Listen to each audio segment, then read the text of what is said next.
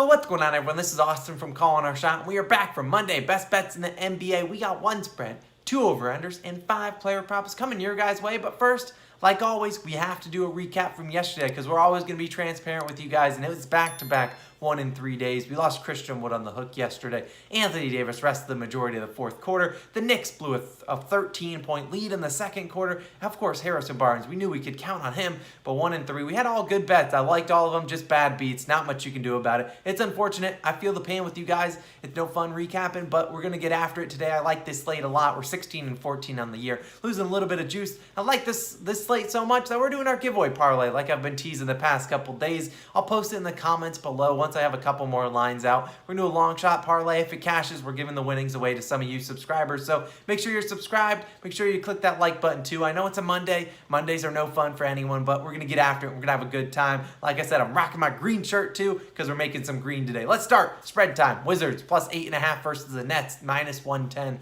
Now, it's no secret that I know you might not want to bet the Wizards, but maybe I don't even want to bet the Wizards. But the Nets have not looked great out of the gate. They are 1 and 2, coming off a 16-point loss to the Hornets yesterday. So they're on a back-to-back, and you never know who could get rested. Like I said, Kevin Durant's out this game, and that wouldn't surprise anyone. So early into the season, you don't want to gas your guys out so much. Now you have the Wizards team that has quietly looked pretty good, and they've had the Nets number the past at least all of last season. And last season in their 3 matchups together, the Wizards won 2 of them outright and lost the other one by 7 points. Obviously, they don't have Russell Westbrook, but I'd argue this team's much better without Russell Westbrook. They got Spencer Dinwiddie playing pretty well. Kyle Kuzma's even playing decent. Montrezl Harrell off the bench, and Bradley Beal should be back today, so that's even an extra boost for the team. The Nets have done nothing to inspire me to bet them with confidence to cover an 8-9 point spread. And that likely means they win by 20 tonight. But I'll ride with the Wizards plus 8.5. I'll take the road team in this one. Moving on to some over-unders.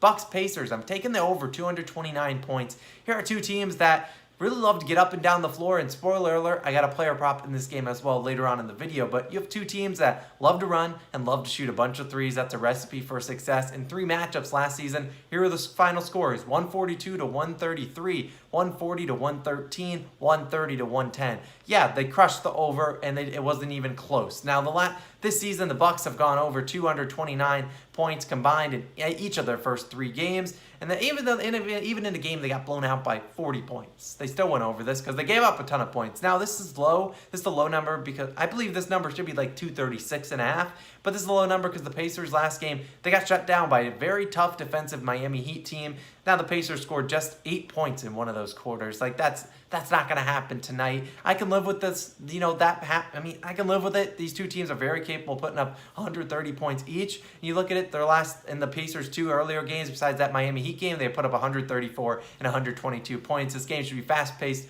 plenty of threes. Just have to knock them down. And we're 1-0 on Pacers overs. Let's go for 2-0. Another over-under, Raptors Bulls. I'm taking the under, 212 points. I like the under in this spot for a couple reasons. For starters, both these two teams have elite defenders on each side. You got obviously the Bulls, and the Bulls. Let's take a step back. The Bulls have the 3rd highest defensive rating in the NBA. The Raptors not far behind, the 7th highest defensive rating as well. Now you look at it, the defenders: Lonzo Ball, Patrick Williams, OG Anunoby, Gary Trent Jr., Scotty Barnes. These are all good players that are going to play a lot of minutes, and I think you look at it, both teams not necessarily the best at shooting the 3 ball. Now the Raptors have held 2 of the 3 teams they faced under 100 points, and the 3rd team was the Mavericks, who scored 103 on them. The Bulls had held the Pistons, not that this is impressive, twice under 90 points, and they allowed 112 to a Pelicans team, which shot 50% from 3-pointer, which I don't anticipate that being something that happens all too often. Now, on the road, the Bulls' role players also likely will play a little bit worse.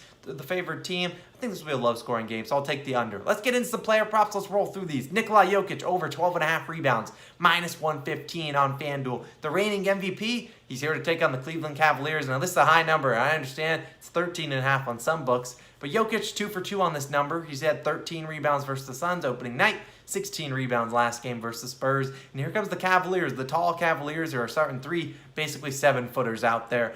Now, they've been allowing other opposing centers to cash the rebounding over at will. So far, through 3 games, they've allowed all 3 opposing centers to have 14 rebounds. They've had Steven Adams, Mason Plumlee, and Clint Capella, all 14 rebounds apiece. Jokic will play more minutes than all these guys, and he doesn't have as much competition on the boards because the Nuggets are really a relatively small team when you think about it compared to the teams like the Hawks or teams like Even the Grizzlies are pretty tall. This is not a Nuggets team that's too tall. They're going to need Jokic to get some rebounds. That's why I'm taking it. Secretly, I do think Jokic has a slim chance for a triple-double. So maybe sprinkle some on triple-double. I think he's got a chance. Moving on to another one, CJ McCollum. I'm taking his over, 22.5 points, minus 120 on Caesars.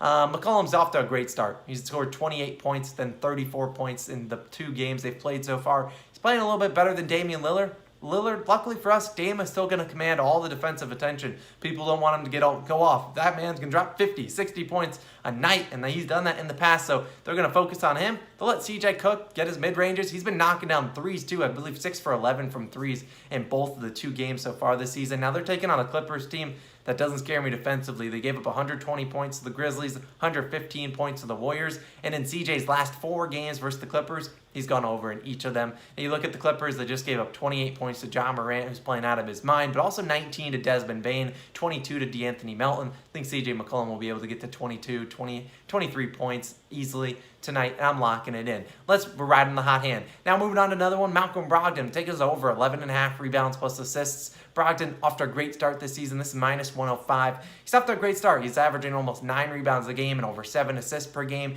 Here are his rebounding and assist numbers through 3 games. 18 versus Miami, 16 versus Washington, 15 versus Charlotte.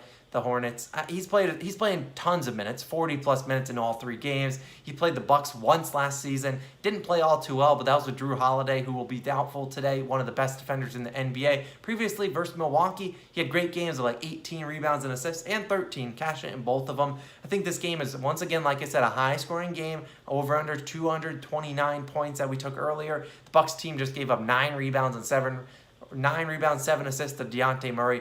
In Brogdon, we trust, and I'm riding him tonight. Now, let's say I finish this off with 2 Pistons.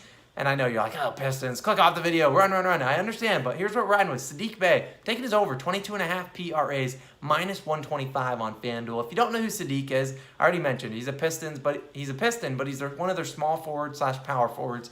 And last season, he really didn't get a lot of playing time. His playing time was very sporadic. Some games he played 30 minutes. Some games he played 9 minutes. And that's just how it was. But this season, he's seen 34 and 33 minutes right out the gate, and he's made them count. In their home opener, he had 13 points, 9 rebounds, 4 assists, 26 PRAs. And then the second game, even better, 20 points, big 16 rebounds and an assist, 37 PRAs. And yet they keep this line at 22.5, maybe even 23.5 if you have it out there. They're taking on a Hawks team who Saddiq did play twice last season, and you can talk about it. He played 30 minutes one game, had 18 PRAs. Another one, he had played only 24 minutes and had 20 PRAs. But back then, he wasn't shooting a whole lot. He had 7 and 11 shot attempts in those 2 respective games. Well, through 2 games so far this season, he's been given the green light. He has 15 and 16 shot attempts in both their 2 games. And if he gets that same number of shot attempts, I'll feel good. We should cash this one 80-90% of the time. Now, if you look at it in 15 career games with 14 or more shot attempts, which, like I said, is 15 and 16 through 2 games, in 15 career games with 14 shot attempts. I know a lot of numbers are coming your way. He's hit the over in 12 of them, 80% of the time. If I can live with that number, I think if he gets those shot attempts, should be able to rebound against this team. I think the Hawks, they'll need to get some guy with some rebounds. I'm locking it in. Saddiq Bey, over 22.5 PRAs. Final one of Pistons, we're taking an under. Killian Hayes, I'm taking under 4.5 assists, minus 106 on FanDuel. I'm going to keep this one short because we've talked about the Pistons a little bit too much than I would like to talk about on a Monday morning. But Hayes, he's only played 19 and 20 minutes so far this season, gotten 3 and 2 assists in those 2 games. He's not even getting the opportunity to get a ton of assists because he's only averaged 4 assist opportunities in both of the 2 games. So not only is he not getting assists, he's not even getting the opportunities where his teammates are missing shots. So I'll take the under. The minus 106 appears to be a little bit of value. Sharper books have this at around minus 140, which I think it could be even worse than that in terms of odds.